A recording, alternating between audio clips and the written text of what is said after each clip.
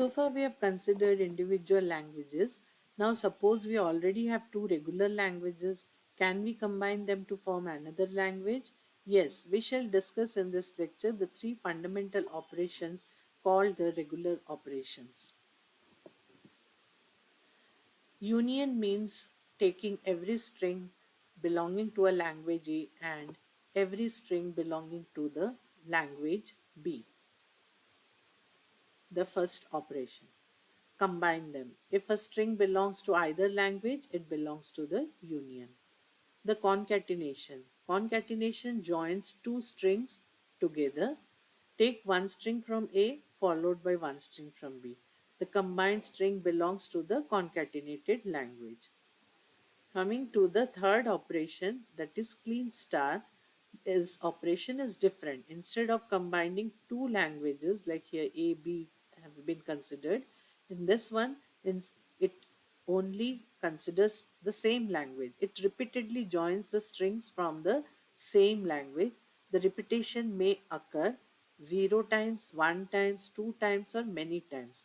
Because zero repetitions are allowed, the empty string epsilon always belongs to the A star. So a cat, A is having one cat dog language, B is having apple oranges.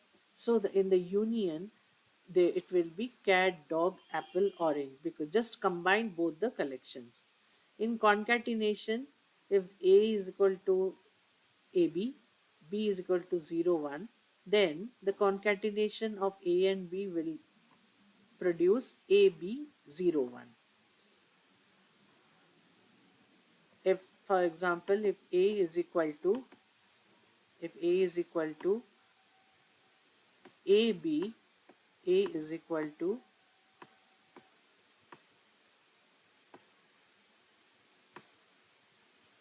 A, B, then if A star, first epsilon has to be there because there may be zero repetition. So will get a epsilon, then you will get AB, then AB, then you can use any repetition, any number of repetitions of AB, like AB AB AB AB AB 3 times, 6 times, like that.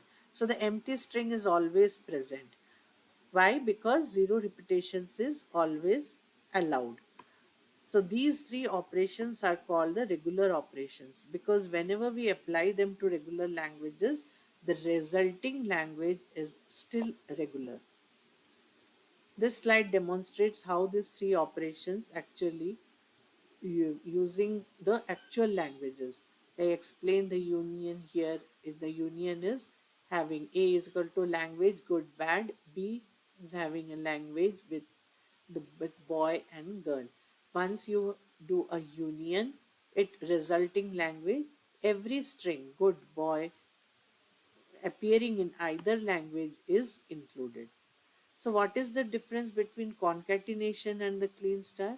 Remember, concatenation joins two different languages, whereas stars repeats only the one language many times. So here A is having good bad.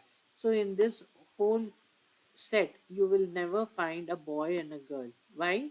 Because that is not considered here.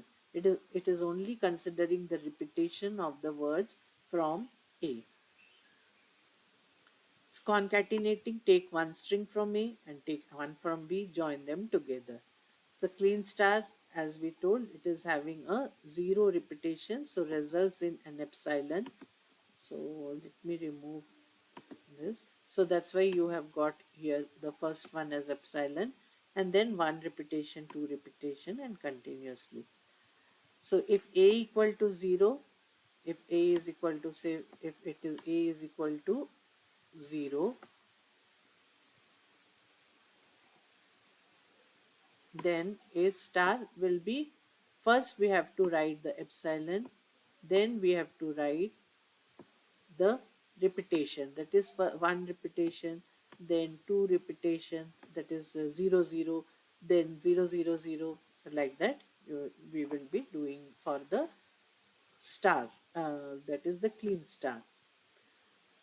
So how do we prove that this is also a regular operation? To answer that, we first need to understand an important mathematical concept called the closure property.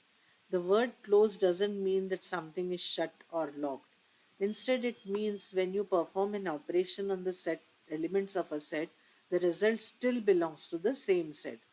Let us understand with a very simple example. N is equal to 1, 2, 3, 4. So if I multiply any two natural numbers, 2 into 5, I get 10. Is 10 still a natural number? Yes. Let's try another. 4 into 7, 28. So again 28 is a natural number. So we say the natural numbers are closed under multiplication.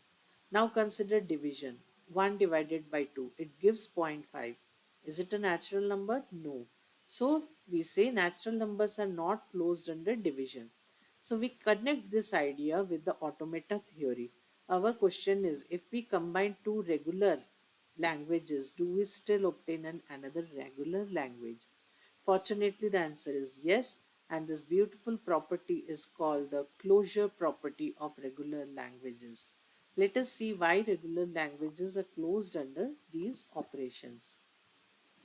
So, this is one of the most important theorems in the chapter. It tells us that if language A1 is regular and A2 is regular, then their union A1 union A2 will also be regular. Why?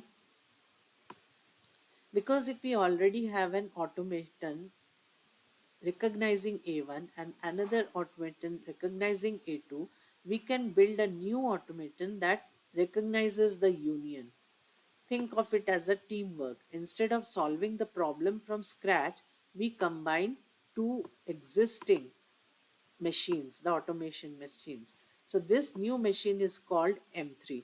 So here we get the M3, and instead of designing a completely new DFA from scratch, we build on using this existing DFAs.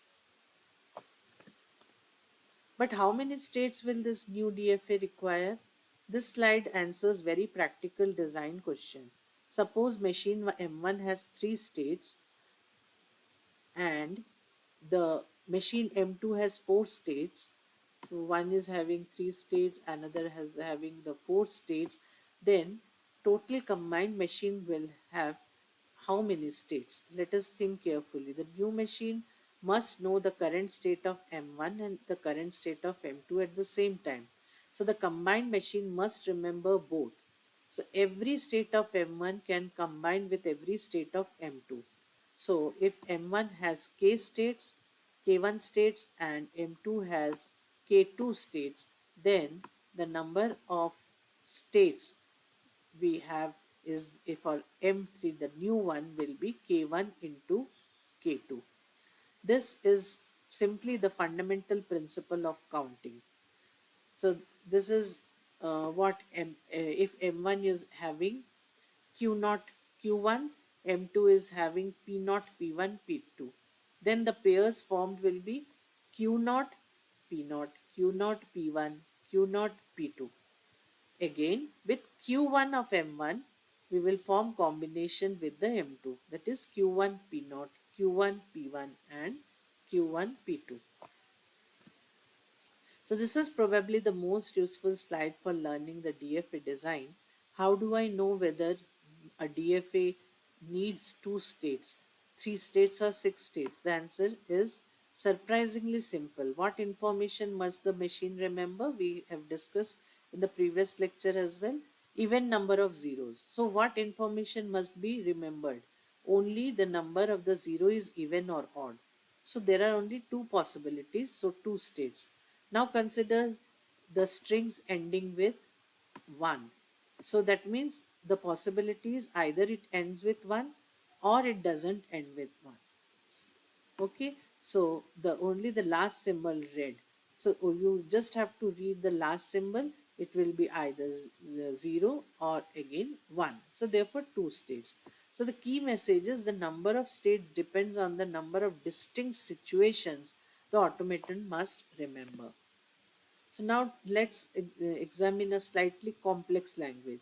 When we are talking about even number of zeros and even number of ones, how many pieces of information must we remember? There are two pieces of information. First, the parity of the zero, and in the second one, the parity of the ones. So each has two possibilities, even and odd. So the multiplication principle will, using that principle, you get 4.